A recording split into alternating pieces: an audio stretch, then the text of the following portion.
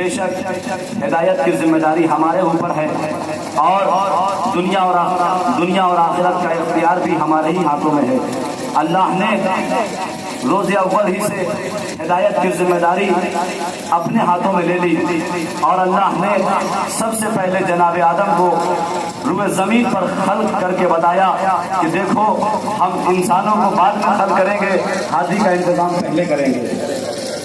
اسی لیے اللہ نے سب سے پہلے اپنے نبی کو بھیجا تاکہ کوئی انسان یہ نہ کہنے پائے کہ پروردگار تو نے ہمارے لیے نبی کا انتخاب ہی نہیں کیا تھا لہذا ہم گمراہ ہو گئے۔ آئیے یہ سلسلہ چلا جناب آدم سے پہنچا کہاں تک؟ ختم المرسلین تک۔ اللہ نے اپنے آخری نبی کے لیے یہ اعلان کیا، بسم اللہ الرحمن الرحیم، وما محمد الا رسول۔ توجہ فرمایا، بس دو جملے آپ کے حوالے کروں گا پھر انشاءاللہ اس کے بعد سے کرتے مزایا۔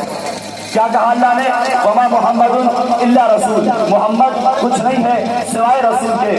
اس کا مطلب یہ ہوا کہ محمد اپنی زندگی میں جو امور بھی انجام دیں گے وہ خدا کی مرضی سے۔ اسی لیے اللہ نے قرآن میں کیا کہا کہ میرا حبیب کچھ کلام ہی نہیں کرتا مگر یہ کہ خدا کی مرضی سے۔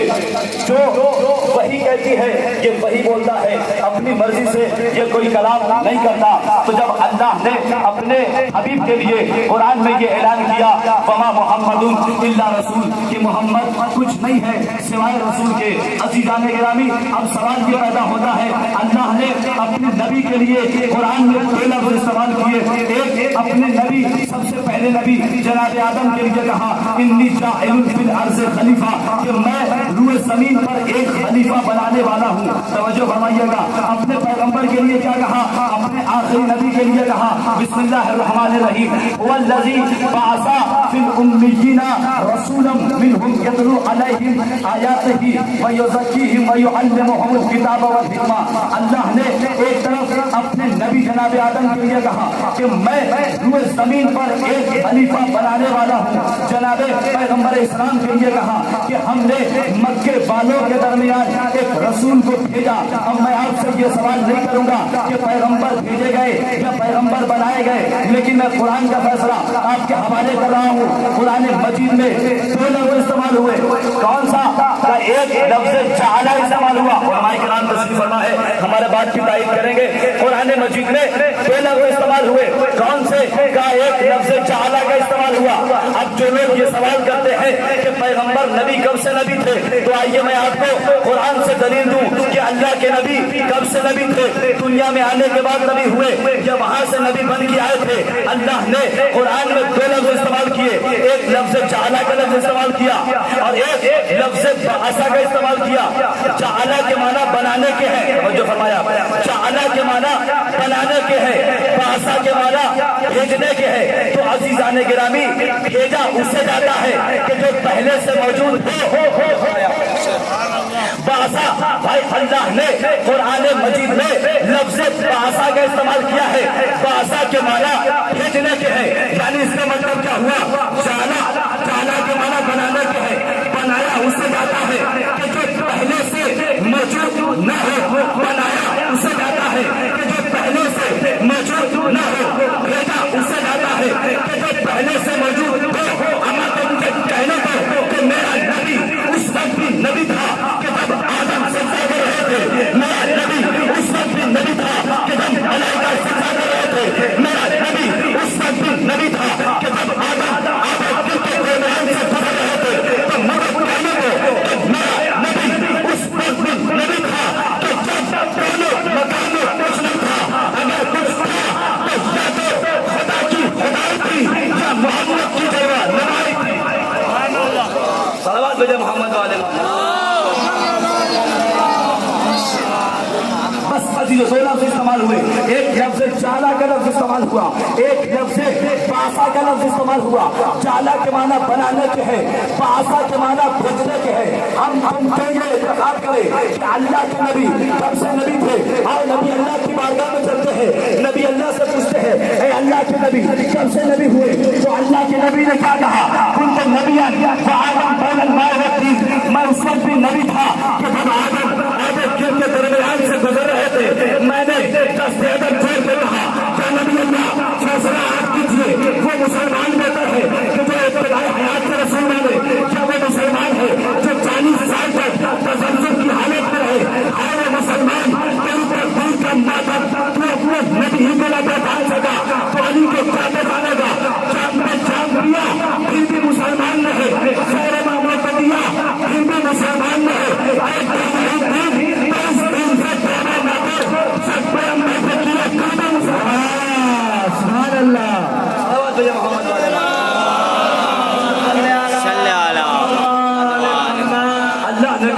انا علینا للہدی و انا لنا للآخرۃ والأولی، کہ بے شک ہدایت کی ذمہ داری ہمارے اوپر ہے، دنیا اور آخرت کا اختیار بھی ہمارے ہی ہاتھوں میں ہے۔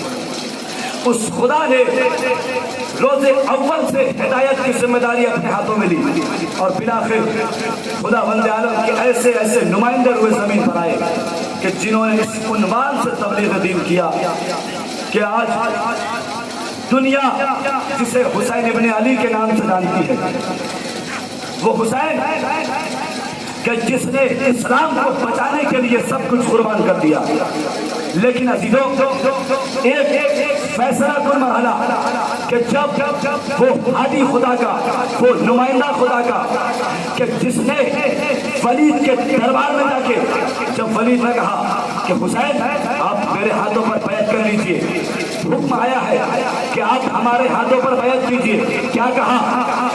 زہرا کے لال نے، علی کے لفظ جگر نے کیا کہا؟ مثلی لا یباع مصرا، توجہ فرمایا، مثلی لا یباع مصرا، کہ مجھ جیسا اس پیسے کی بیعت نہیں کر سکتا، میں دست ادب چھوڑ کے رہوں گا۔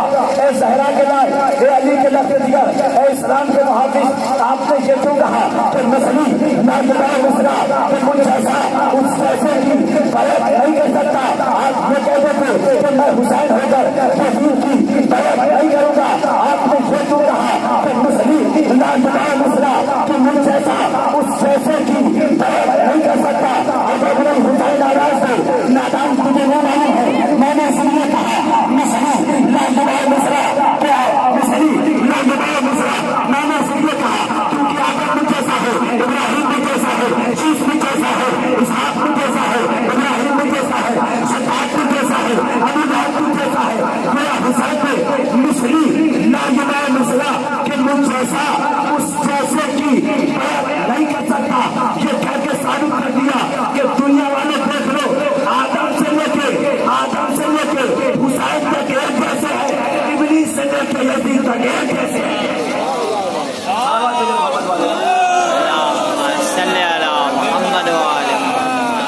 وہ اللہ کا نمائندہ کہ جس نے اسلام کو بچانے کے لیے وہ تمام قربانیاں پیش کرتی ہے کہ جس کا واقعہ تاریخ اسلام میں کوئی جواب نہیں ملتا۔ بس ارباب ختم کیا میں نے آپ کی گفتگو کو، دامن وقت میں گنجائش نہیں، انشاءاللہ اب اس کے بعد حجت الاسلام والمسلمین علی جناب مولانا سید عدیل مدین صاحب کی کی تقریر ہوگی اور آپ مولانا کی گفتگو سے مستفید ہوں گے۔ بس میں دو جملے مصائب کے کہ آپ یکم محرم سے لے کے اب تک مولا حسین کا غم بنا رہے ہیں، شہزادی کونین کو ان کے لال کا پلسہ دے رہے ہیں۔ ارباب ازا لیکن تصور کیجئے کہ کیا وہ اشک بہانے سے مصائب کربلا کم ہو گئے؟ وہ مصیبت کہ جو کربلا کے میدان میں حسین کے بن علی پہ پڑی کہ کیا وہ مصیبت کم ہو گئی؟ نہیں ارباب ازا، مصائب تصور کا نام ہے۔ میں دو جملے مصائب کے صرف جب مولا حسین رخصت آخر کے لیے جب خیمے میں آئے، جب کربلا کے میدان میں 10 محرم سن 61 ہجری کو کربلا کے میدان میں سارے انصار و احباب مارے گئے، جب علی اکبر مارے گئے، جب علی اصغر مارے گئے، جب قاسم کا لاشا گھوڑوں کی ٹانگوں سے پامال ہو گیا، تاریخ کہتی ہے کہ میرا مظلوم امام در خیمہ پہ آیا اور آنے کے بعد ایک جملہ کہتا ہے، ماں کی کنیز فضا تم پہ میرا آخری سلام ہو، اے ربا تم پہ میرا آخری سلام ہو، ام لیلا تم پہ میرا آخری سلام ہو۔ ارباب ازا حسین چاہتے ہیں کہ میدان کربلا کی طرف جائے، لیکن کیا دیکھا ایک خیمے میں ایک بیمار ہے، اپنے بیٹے کے پاس آئے اور آنے کے بعد ایک جملہ کہتے ہیں، میرے لال سجاد خدا حافظ تمہارا بابا میدان کربلا کی طرف جا رہا ہے۔ ارباب ازا تاریخ کہتی ہے کہ سید سجاد نے رشت رات کھولی، ایک مرتبہ جملہ کہا، بابا علی اکبر کہا گئے، مولا محمد کہا گئے۔ حسین کہتے ہیں میرے لال سجاد بس اتنا سمجھ لو کہ مردوں میں ہمارا اور تمہارے علاوہ کوئی اور باقی نہ رہا۔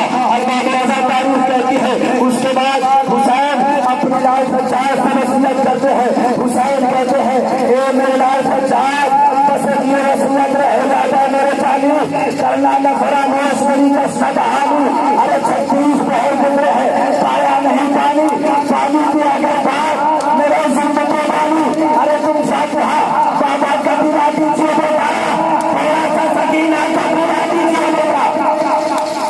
جزاک اللہ خیر الجزا. خدا آپ کو کوئی غم نہ دے سوائے غم شہدائے کربلا کے.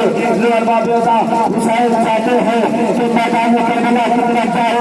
4 برس کی بچی سکینہ دونوں کے سنوں سے مٹی بیان کرن ہے. اے میرے دادا کے دورے میرے دادا کو نہ مٹا. ارے جو بھی میدان میں گیا وہ اپنا واپس نہیں آیا. ارباب عزا حسین چاہتے ہیں کہ میدان کی طرف جائے لیکن حسینہ لیکن سکینہ اپنے باپ کے سینے سے لپٹی ہوئی بیان کرن ہے. اے بابا میدان میں نہ جائے. ارے جو بھی گیا ہے وہ واپس نہیں آیا ہے. ارباب عزا حسین جا رہے ہیں لیکن ایک پیغام دیا. اے میری لال سکینہ ارے میرے اب صبر کرو باپ کی جانی. اب باپ کو کچھ دیتی ہے پیغام زبانی. ارے ایسے ہم لال یہ ہے کرشن کہانی. ارے منتا ہے ٹی وی کے لیے لاتے ہیں پانی. ارے محبوب الہی کے نوازے ہیں سکینہ. ہم بھی تو کئی روز سے پاتے ہیں سکینہ. جزاکم اللہ خیر الجزا. خدا آپ کو کوئی غم نہ دے. جو ارباب عزا حسین میدان میں آئے جنگ کی لیکن جنگ کرتے آواز غیبی آئی. یا ایھا النفس المطمئنہ ارجعی الی ربک راضیۃ مرضیہ. ارے تینوں کے تیر کھا چکے بس حسین بس لاشوں پہ لاش اٹھا چکے بس حسین بس زخموں پہ زخم کھا چکے بس حسین بس. ارے ہم تم کو آزما چکے بس حسین بس. سر کو جھکا دو خنجرے پہ داغ کے لیے کچھ امتحان چھوڑ دو سجاد کے لیے. حسین زخموں سے چور زمین کربلا گئے. ارباب عزا تاریخ کہتی ہے کہ سلام دیا چلی صدا میں آواز گونجی. انا قتل الحسین بکربلا انا ذبح الحسین بکربلا. حسین کربلا